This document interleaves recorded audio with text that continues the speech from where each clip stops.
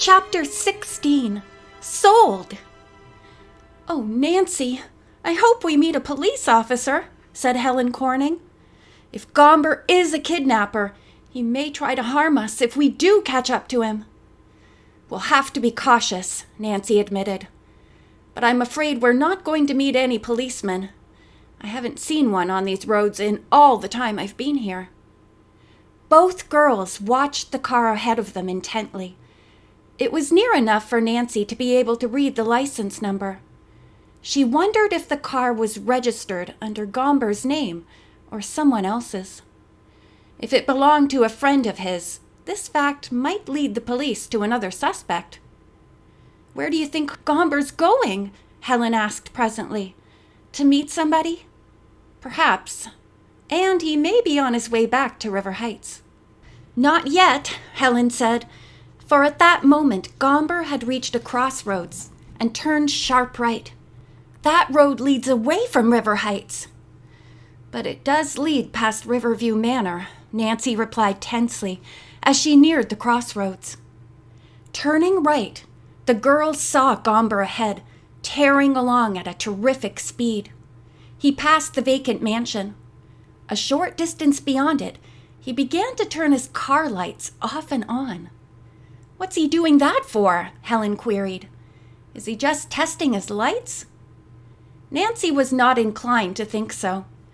"I believe he's signaling to someone. Look all around, Helen, and see if you can spot anybody." She herself was driving so fast that she did not dare take her eyes from the road. Helen gazed right and left, and then turned to gaze through the back window. "I don't see a soul," she reported. Nancy began to feel uneasy. It was possible that Gomber might have been signaling to someone to follow the girls. "Helen, keep looking out the rear window and see if a car appears and starts to follow us." "Maybe we ought to give up the chase and just tell the police about Gomber," Helen said a bit fearfully. But Nancy did not want to do this. "I think it will help us a lot to know where he's heading." She continued the pursuit, and several miles farther on came to the town of Hancock. "Isn't this where that crinkly-eared fellow lives?" Helen inquired. "Yes."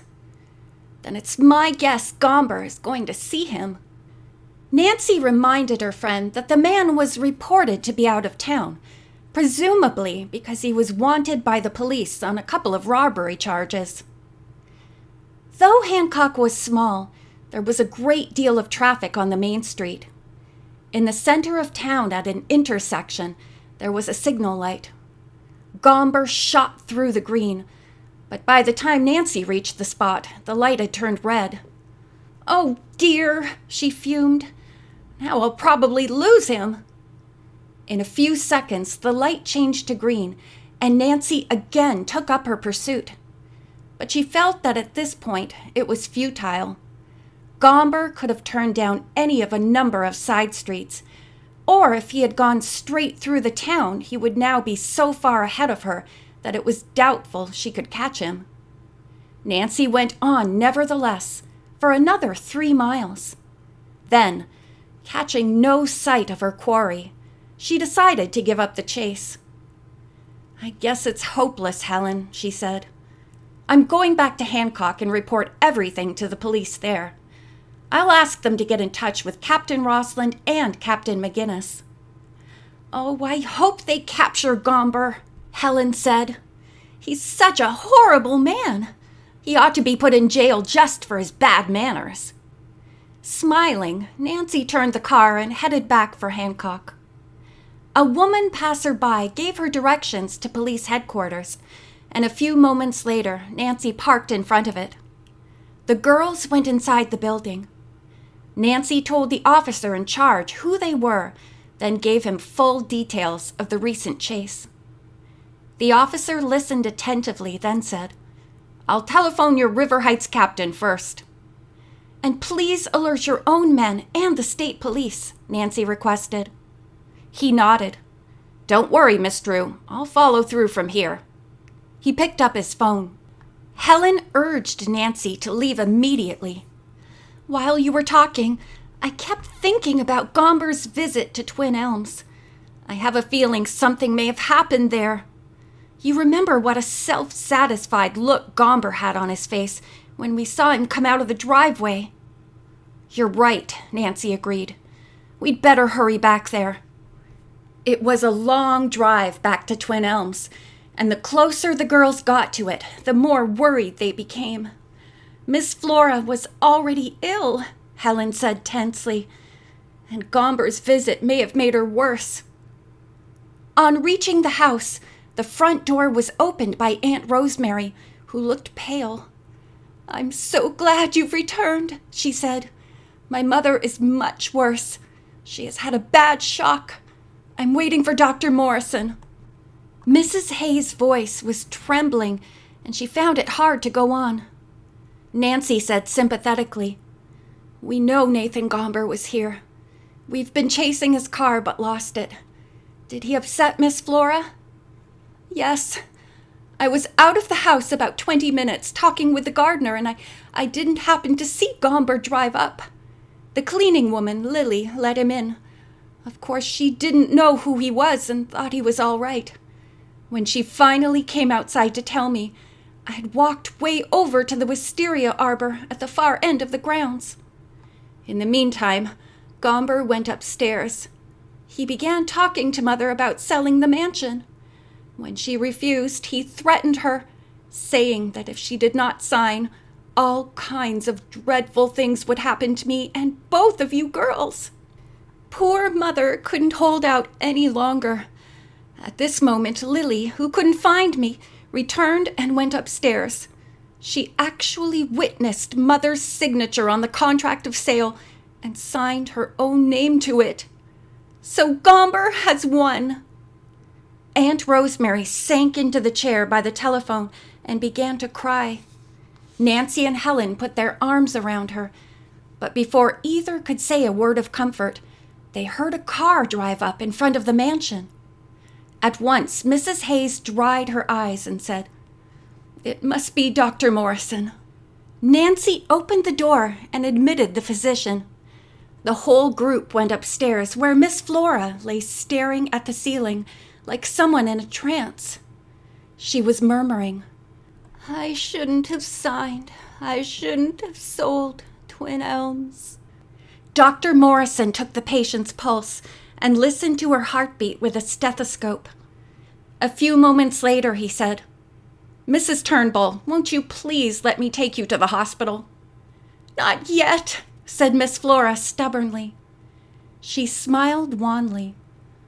"I know I'm ill, but I'm not going to get better any quicker in the hospital than I am right here.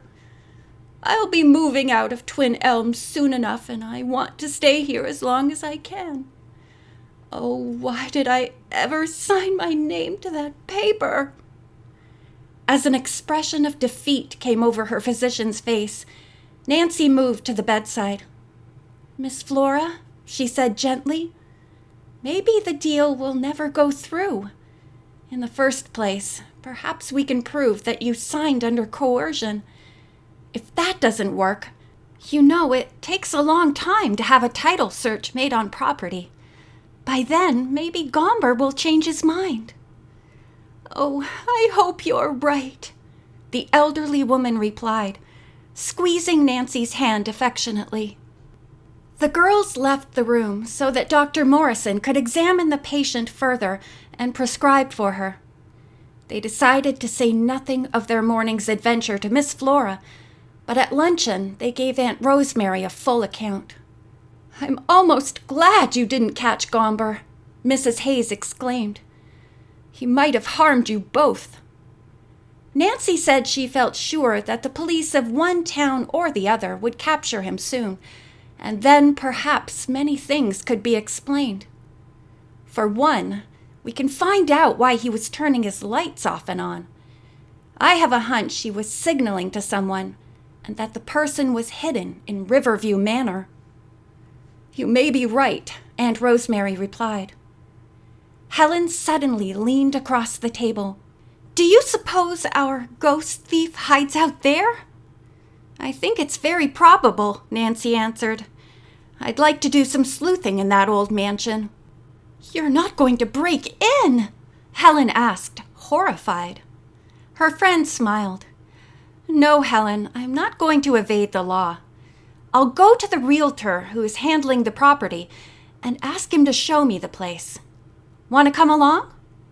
Helen shivered a little, but said she was game. Let's do it this afternoon. Oh, dear. Aunt Rosemary gave an anxious sigh. I don't know whether or not I should let you. It sounds very dangerous to me. If the realtor is with us, we should be safe, Helen spoke up. Her aunt then gave her consent and added that the realtor, Mr. Dodd, had an office on Main Street. Conversation ceased for a few moments as the threesome finished luncheon. They had just left the table when they heard a loud thump upstairs. Oh, goodness, Aunt Rosemary cried out. I hope Mother hasn't fallen. She and the girls dashed up the stairs. Miss Flora was in bed, but she was trembling like a leaf in the wind. She pointed a thin white hand toward the ceiling. It was in the attic. Somebody's there. End of chapter 16.